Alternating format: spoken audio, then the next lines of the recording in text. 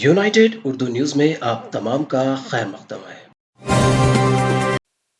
आसाम के वज़ीर आला हेमंत बिस्वा शर्मा ने कल रियासत के सैलाब से मुतासर अफराद के लिए राहत पैकेजों का ऐलान किया है। रियासती हुकूमत राहत कैंपों और दीगर खुद बनाई गई पनाहगाहों में रह रहे हैं हर एक खानदान को 3,800 रुपये देगी। वज़ीर आला ने उन तालिब इल्मों को 1,000 रुपये फराहम किए जिनके मुताले के सामान को सैलाब के पानी से नुकसान पहुंचा। ये रकम बराह रास्त बैंक में मुंतकिल की गई। उन्होंने बताया कि आज 1,01,539 तालिब इल्मों को वज़ीर आला के खुसूसी किताबी अतिया स्कीम के तहत ये रकम मिली है। इसके अलावा महकमे तालीम की जानिब से इजाफी तौर पर मुफ्त निसाबी किताबें भी दी गई है। वज़ीर आला ने बताया कि इस बरस सैलाब की 2 लहरों में 195 अफराद की जानें तलफ हुई और 35 अभी तक लापता हैं, जबकि रियासत के 34 जिलों में 99 लाख अफराद मुतासिर है। वज़ीर आला ने ये इत्तला दी थी कि हुकूमत उन खानदानों को इमदादी पैकेज मुहैया करेगी जिनके मकानात पूरी तरह खत्म हो गए या उन्हें नुकसान पहुंचा। इस सिलसिले में एक फहरिस्त बनाई जा रही है। मुतासिर अफराद को 16 अगस्त 2022 से पहले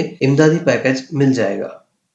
এইবাৰ আমি প্ৰথমবাৰ এটা চিন্তা কৰিছিলোঁ যে ঘৰলৈ যোৱাৰ সময়ত আমি মানুহখিনিৰ হাতত এটা সামান্য পৰিমাণৰ যদি আমি পইচা পাৰো আমি দি থৈ যাব পাৰো নেকি আৰু সেই মতেদি আমি এটা সিদ্ধান্ত লৈছিলোঁ যে কেম্পৰ পৰা ঘূৰি যোৱাৰ সময়ত আমি মানুহক 3,800 কৰি আমি প্ৰতিটো পৰিয়ালকে আমি দিব চেষ্টা কৰিম।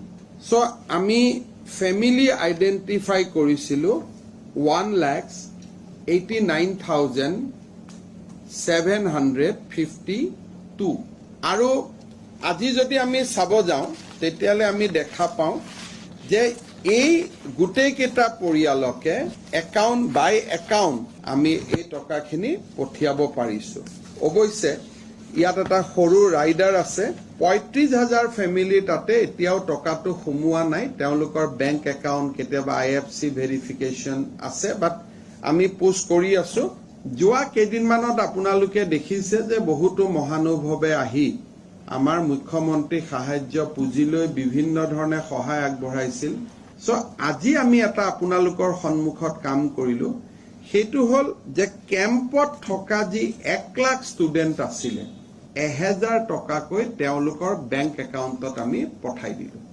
এইটো চৰকাৰী পুঁজি নহয়, এইটো আমি মুখ্যমন্ত্ৰী সাহায্য পুঁজিলৈ ৰাইজে আগবঢ়োৱা ধনেদি আমি এই কামটো কৰিলো। So we have disburse almost 10 crore 10 lakhs এনেকুৱা এটা এমাউণ্ট আমি ডিসবাৰ্স কৰিলো। এডুকেশ্যন ডিপাৰ্টমেণ্টে এতিয়া এটা অপাৰেশ্যন চলাব সেইটো হল যে বিনামূলীয়া পাঠ্যপুথি যাতে ৰিপিট দিব পাৰো।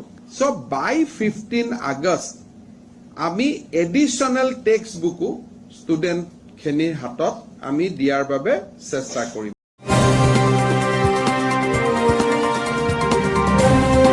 हमारी हिम्मत अफजाई के लिए इस चैनल को सब्सक्राइब करिए, वीडियो को लाइक करिए और शेयर करिए।